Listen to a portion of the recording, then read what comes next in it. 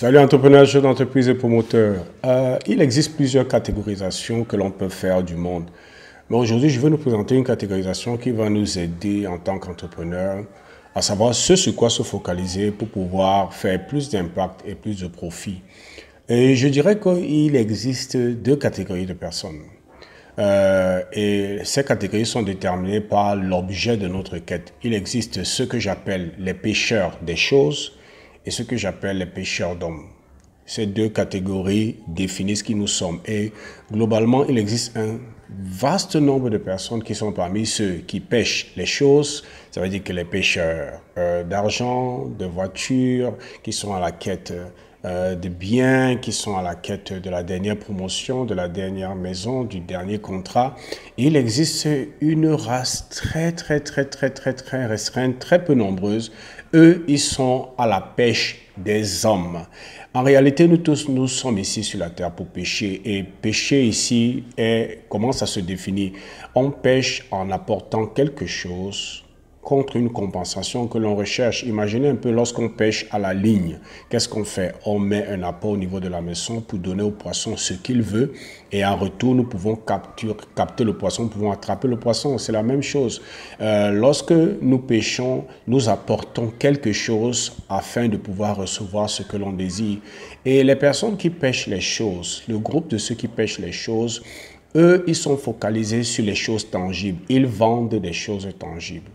Lorsqu'ils vendent, ils sont plus dans l'aspect transactionnel. Je te donne un produit, tu me donnes de l'argent. Je te donne un service, tu me donnes de l'argent. Je te donne une solution, tu me donnes de l'argent. Mais ceux qui pêchent des personnes, ceux qui pêchent des personnes, vendent des choses intangibles.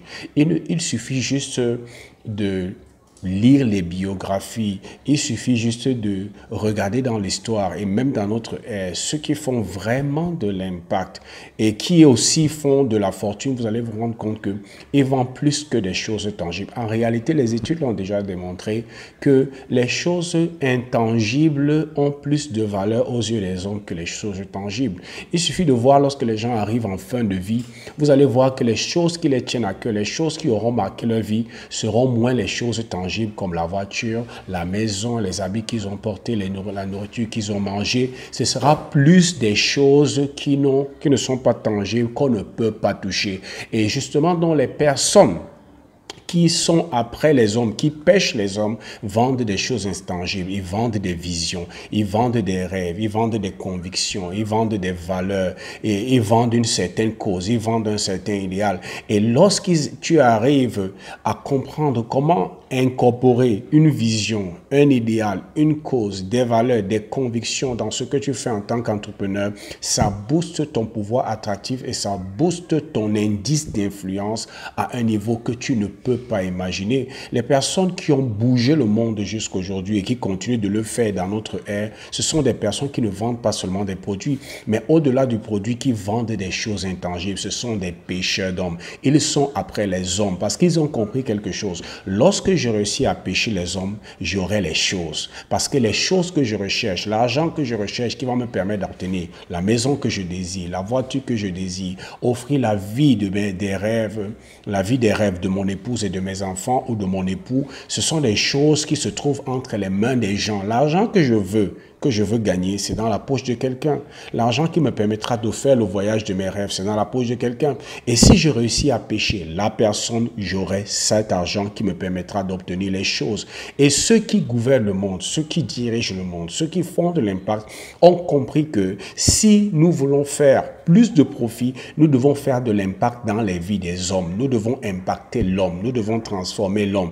Et ils ont compris que ce qui motive plus l'homme, au-delà de toute chose, ce sont des choses qu'on ne touche pas. L'amour, ce n'est pas quelque chose qu'on touche. La liberté financière, ce n'est pas quelque chose qu'on touche. Les convictions, ce ne sont pas des choses tangibles. Une vision, une conviction, une cause, ce n'est pas quelque chose de tangible, mais c'est des choses pour lesquelles les gens meurent. Les terroristes, lorsqu'ils vont mourir, ce n'est pas pour des choses tangibles, ce n'est pas pour l'argent qu'un terroriste se fait exploser?